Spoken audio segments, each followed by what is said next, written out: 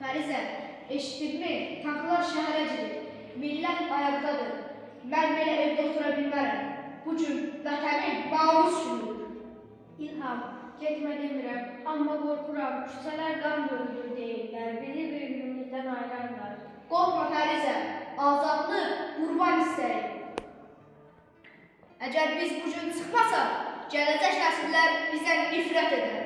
Ölüm nədir ki? Vətən sağ olsun. Haqqını halal et. Halal xoşun olsun İlham, get. Amma bil ki, sənin olduğun yerdə mən də varam. Bizim sevgimiz vətən sevgisinə qarşı.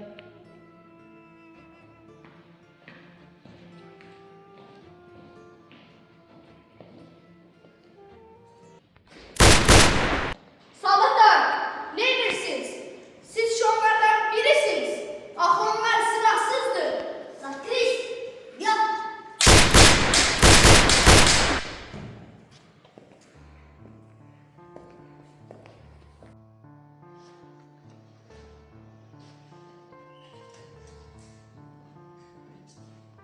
Ne oldu Pembane, ne oldu? Danış. Danış. Dünən İlham Nur. Ne? Canım, canım sevgilim,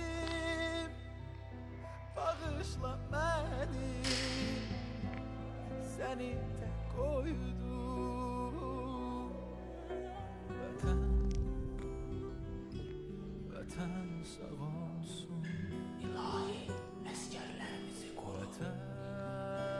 Vatan, vatan sağ olsun. Beni çok değilecek sözlerim